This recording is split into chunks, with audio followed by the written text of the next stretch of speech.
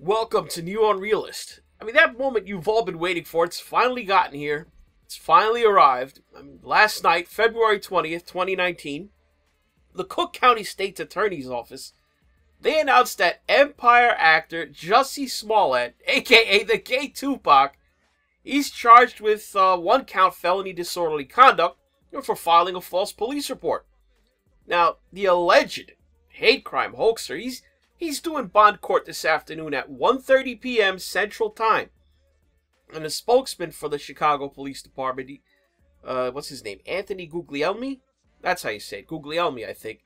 He said that detectives are going to be making contact with Jussie Smollett's legal representatives to, quote, negotiate a reasonable surrender for his arrest.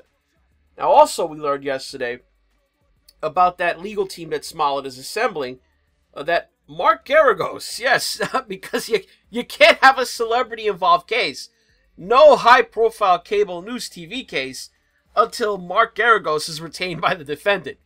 He's like that defense attorney, Tanner Bolt, in the movie Gone Girl, the guy portrayed by Tyler Perry. I mean, you're a celebrity, you're charged with a crime, you have to hire a celebrity lawyer, I guess. I mean, the stereotypical liar for hire kind of lawyer. You know, Geragos, he's represented people like Michael Jackson, Winona Ryder, Gary Condit, Susan McDougal, Scott Peterson, Chris Brown.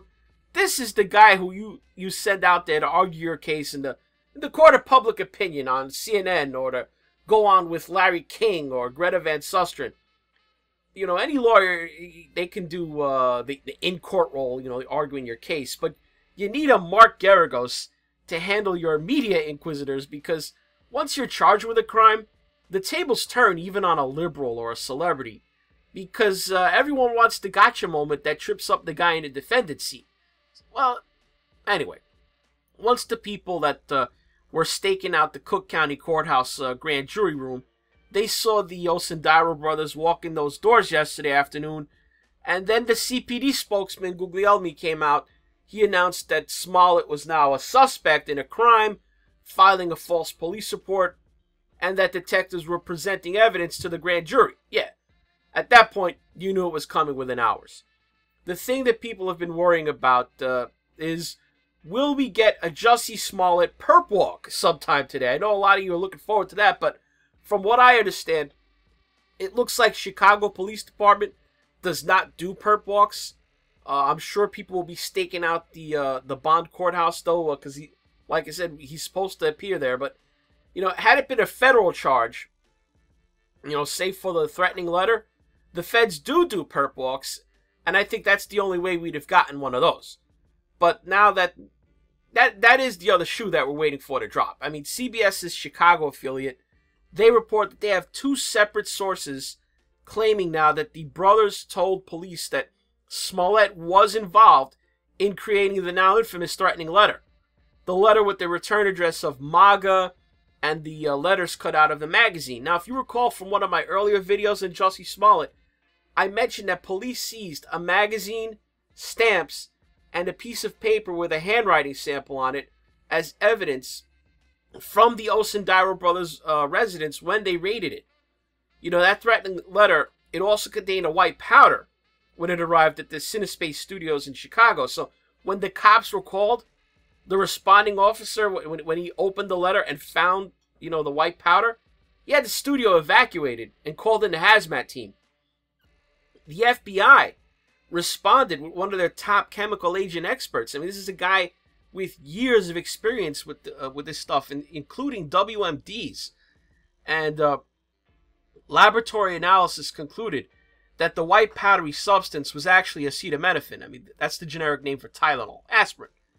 So, I mean, this is serious business. They called in a lot of resources, hazmat team, FBI, WMD expert. I mean, this is nuts. You had a terroristic threat sent through the U.S. mail system, a white powdery substance, I suppose intended to cause panic, and it caused the evacuation of Smollett's workplace, the studio where they film Empire. Scaring the hell, one presumes, out of the employees, the cast. You know, when you got cops telling you to get the hell out the building, and then they call in federal officials wearing hazmat suits. Now, let me tell you something about the Postal Service inspectors and the FBI that they're working with on that. They're going to nail Smollett. I mean, they'd nail him on their own. Given their track record in these mail cases, I mean, they're that good. But with two of the insiders snitching on Jussie and telling them what they have to look for, I mean, they're going to roll this up quick. I mean, you can expect federal charges to be filed. Believe that. Now, another strange twist to this case is that the state's attorney for Cook County is a woman named Kim Foxx. She's recused herself from the case. I mean, this big case going down in Cook County, and you got the state's attorney she got to recuse. So the case, the acting district attorney for this case, is going to be prosecuted by the first assistant state's attorney, Joseph Magatz. Now, it looks like what happened is Fox, she was helping out one of Smollett's family members. I think that's the story. Helping one of them hook up with people in the Chicago Police Department who were close to the investigation.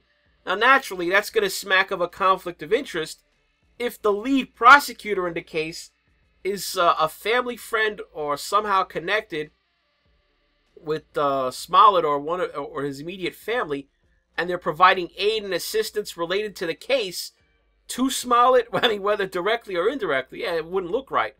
So yeah, I mean, everything is all cozy with Smollett, who seems to have a lot of friends up and down the Democrat Party, both in Chicago and with the National Democrat Party. You know, and that's going to bring me to the last point I want to make related to this case. The role of the media, or really big tech, in initially trying to suppress people who were casting doubt on Jussie Smollett's story. You remember 3 weeks ago when this saga began, if you didn't believe Jussie, it was, oh, you're doing conspiracy theories. I mean, the best example of this was when Instagram forced Donald Trump Jr. to take down a post questioning Jussie Smollett's version of events. I mean, the son of the President of the United States forced to delete a wrong-think post or lose access to his Instagram account.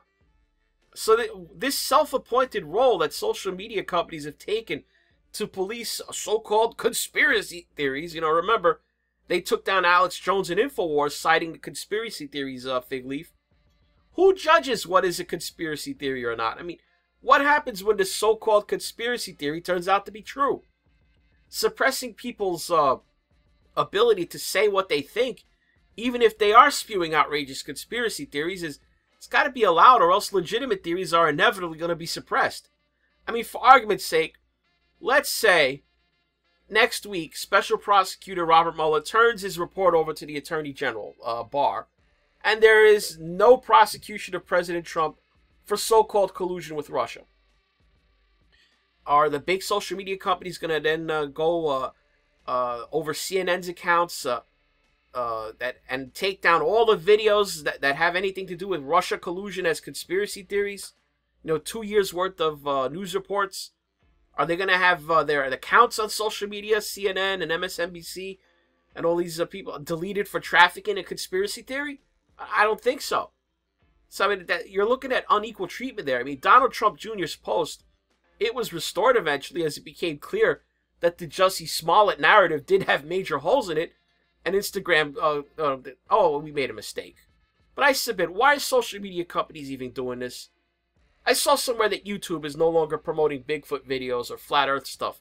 Now, I don't put any stock in Bigfoot or flat Earth, of course, but what if one day somebody uncovered potential evidence of a Sasquatch? I mean, it should be up to the viewer to decide what he or she believes or disbelieves, not a small group of corporations headquartered in San Francisco and its surrounding areas. I mean, Jussie Smollett, the Covington Catholic School story last month, dissenting voices have to be allowed to make a case, even if it's outlandish bullshit a lot of the time. I mean, just look where we are now. 3 weeks after Instagram pulled down Trump Jr.'s Smollett post, what was then a conspiracy theory is now being prosecuted as the hoax hate of the decade today. That's all for this NeoUnrealist. Like the video, comment, subscribe to the channel, and Hit the notification bell to keep up with the new content. Now, if you're inclined to support the channel with a few of your hard-earned shekels, just follow the links below to Patreon, PayPal. If you're watching this on BitChute, use the tip/pledge button at the bottom of the player, the thing with the green $sign. Now, lastly, you've gotten to the end of this video, and you even sat through the money-grubbing outro message, so I salute you.